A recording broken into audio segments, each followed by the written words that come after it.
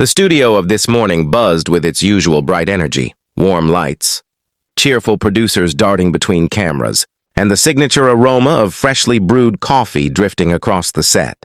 Dermot O'Leary reviewed his cards while Allison Hammond rehearsed the opening lines with her trademark enthusiasm. Everything felt routine until their guest walked in.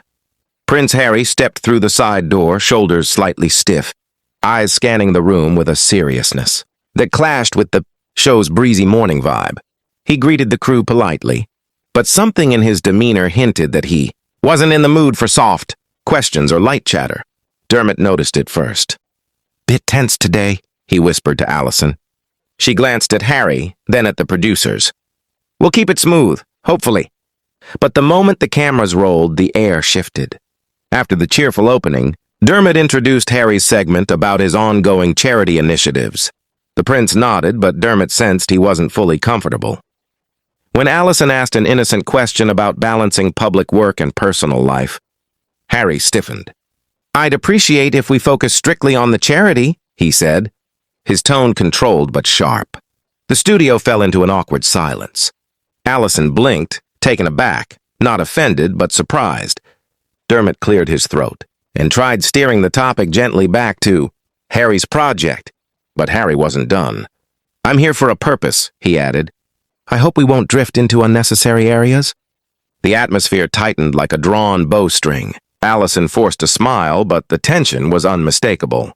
The cameras captured every flicker of discomfort, every shift of weight, every forced grin. Dermot shot Allison a look, a silent, "This is going to be a long segment." They both knew they had a guest who wasn't here to play along, and the clash was only beginning. Halfway through the interview, Dermot attempted to lighten the mood. "You know, people love seeing the more relaxed side of you," he said, voice warm. "Even a small personal moment can make viewers connect with your cause better." Harry exhaled sharply. "That's exactly the problem," he replied. "Every time I appear somewhere, people expect personal details instead of focusing on the real issues." Allison tried to gently bridge the gap. "No one is trying to dig into your private life. We're just trying to help your message land with our audience." Harry crossed his arms. "It's a recurring pattern, isn't it?" The live audience gasped quietly. Dermot's eyebrows lifted, just slightly, revealing his irritation. "We're not the tabloids," he said calmly. "We ask questions that help people understand our guests." "But you're making this about me," Harry insisted. Allison leaned forward. "Well, you are our guest." A ripple of laughter traveled through the audience. Dermot tried to hold back a smile, but the moment was too sharp. Harry's face colored with frustration. It wasn't humiliation yet, but it was certainly a bruise to his composure. Dermot set his cue cards aside. "Look," he said, tone firmer. "You're passionate about your work, and that's admirable. But morning shows have a rhythm. We mix seriousness with warmth. That's just our format." Allison chimed in with a grin that softened the tension but didn't erase it. "Besides, if anyone's going to control this studio, it's me." The audience laughed again, louder this time. Harry blinked, clearly thrown off by how quickly the mood had shifted from tense to humorous. He opened his mouth to respond, hesitated, then closed it again. For the first time since entering the studio, he looked unsure, and Dermot and Allison, without intending it, had taken control of the moment. The producer signaled the final segment.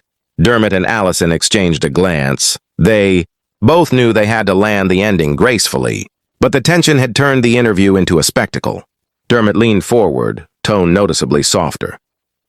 "Harry, let's reset. What's the core message you want people at home to hear?" Harry inhaled slowly. "I want them to know the importance of mental health, especially for young people. That's why I'm here." Allison nodded warmly. "That's a beautiful message. And honestly, we want to amplify it. But people connect with sincerity, not stiffness. You don't have to guard yourself like we're out to get you." Harry's eyes flickered with something close to regret. "I might have overreacted," he admitted quietly. Dermot smiled. "It happens. Live TV can be intense." The audience softened too, sensing the shift. Then Allison added with a playful clap of her hands, "Now that we're all friends again, can you at least show us that famous smile? The one everyone on social media talks about?" The crowd cheered, chanting jokingly, "Smile, smile!" Harry rubbed his forehead, half laughing at the absurdity of the moment. With no escape and no desire to escalate things further, he finally broke into a genuine smile. The audience erupted. Dermot spread his arms dramatically. "Ladies and gentlemen, peace has been restored." Everyone laughed, including Harry, but the earlier stiffness had been noticed by millions watching live. Commentators would later joke that the prince had been softly roasted by two of Britain's most charming hosts. Was it humiliation? Perhaps only in the harmless morning TV sense, a gentle knocking off of a pedestal, a reminder that even royalty can be disarmed by warmth, humor, and the unstoppable energy of Allison Hammond. As the segment ended, Allison gave Harry a friendly pat on the shoulder. "See, that wasn't so bad." Harry smiled again, this time willingly. And with that, the clash dissolved into a moment of unexpected humanity.